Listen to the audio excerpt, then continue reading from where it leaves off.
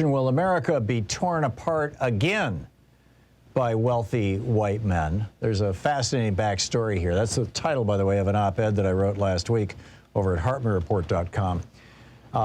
Start with the story of Christopher Sheets, S-H-E-A-T-S. Christopher Sheets was a guy who lived in Alabama back in 1861.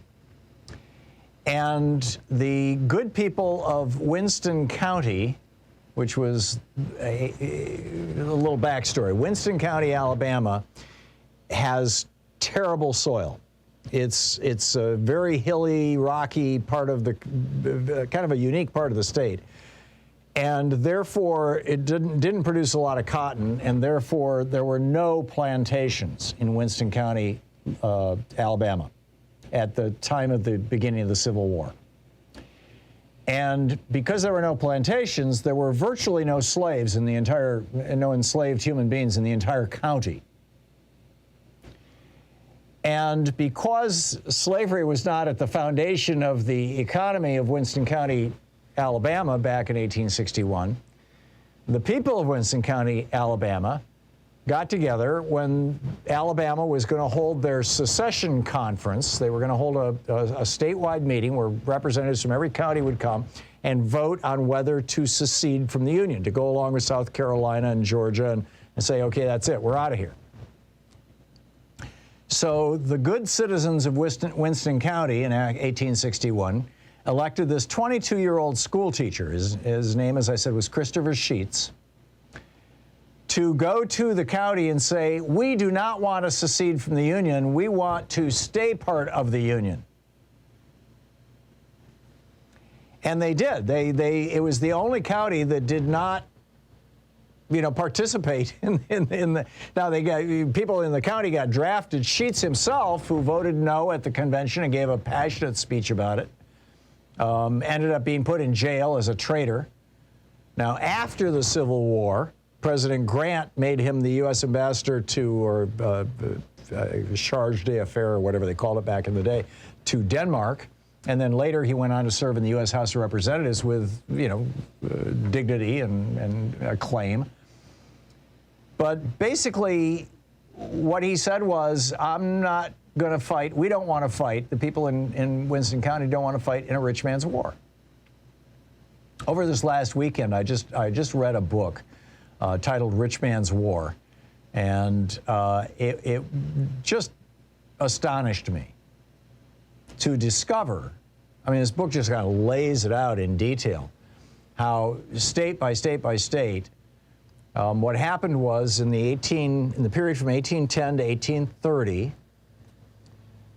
Eli Whitney's cotton gin, which was a machine that could be run by water power or by a horse just walking in a circle, Eli Whitney's cotton gin could do the work of 50 enslaved human beings, cleaning cotton and getting it ready for market, getting the little seeds out of it, which is very difficult work. They're very sticky. The cotton grows right through them and are attached right to the outside of them.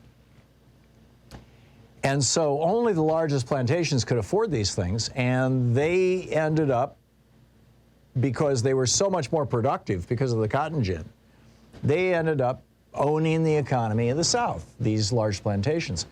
And reading this book, Rich Man's War, about the Civil War, I was just shocked to discover that in some of the southern states, it was fewer than 100 families, or in the neighborhood of 100 families, that basically controlled the entire state and more than half the wealth in the state. And that large chunks of the Confederate South had really no interest in fighting the Civil War at all. But the rich people had prevailed. They were the ones who got the thing going. Now, down in Winston County, Alabama, they said to hell with that, and a whole bunch of people from Winston County, Alabama, went north during the Civil War and joined up with the Union Army and created what was called the 1st Alabama Cavalry USA, which was a Union, I guess you would call it a formation. I'm not sure if it was a division or a battalion, or I don't know the size of it, but it was a Union military operation that was all people from Winston County, Alabama. Well, here we are today. Jean-Baptiste Alphonse Karr noted around that same time in the 1830s. Actually, it was he said that, the more things change, the more they stay the same. He said it in French, so it sounds a lot fancier, but basically that's what he said. And here we are now. Marcella Mulholland writing in the Kansas Reflector, a Kansas newspaper, about the power and influence of the Koch network. Noted just 2 weeks after Trump tried to overthrow our government. He said, earlier this month, when domestic terrorists overran the U.S. Capitol, they did not act alone. Not only did they have the full and express support of the president and other Republican officials, they also had the backing of oil companies that had spent billions of dollars undermining our electoral process and normalizing the rejection of science and facts. And as I lay out in this book, or in this article rather, if you simply replace the word oil with cotton, what you have is what American politics were like in the 1860s, in the early 1860s. You had a small number of fabulously wealthy families in the South who had ended democracy in the South. The South was no longer a democracy in 1861. It was a full-blown, what today we would call a fascist state, an authoritarian state that was run by business interests. Thus the literal dictionary definition of fascism, the merger of state and business leadership.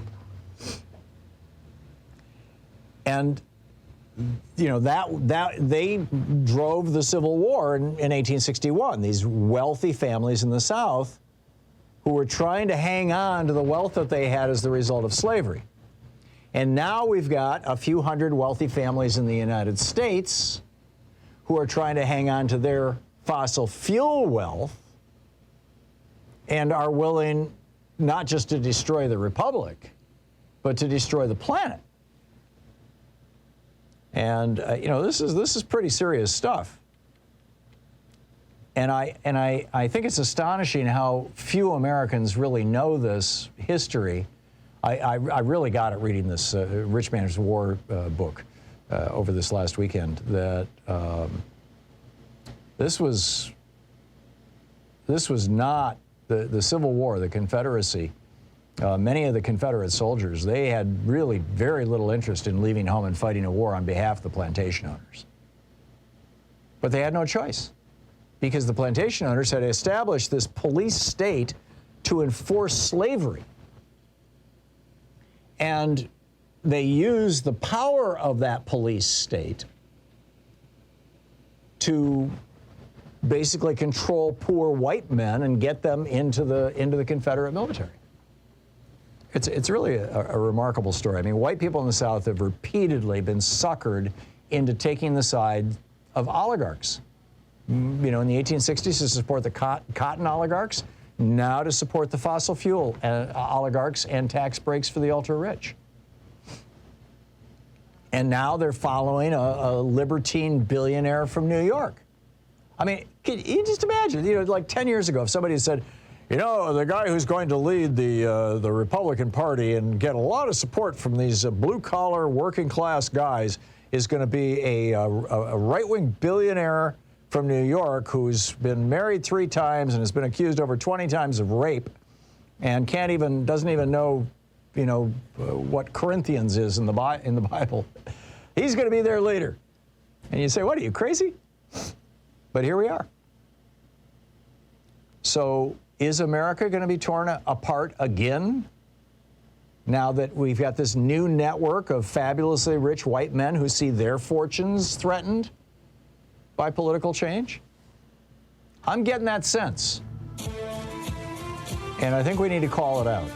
I mean, time will tell, but, and we do have now the advantage of looking back on history at the last time rich white men in the 1860s got average people across the country at each other's throats. Now we've got a bunch of rich white men trying to do it all over again. Somebody needs to just say it, and I just did.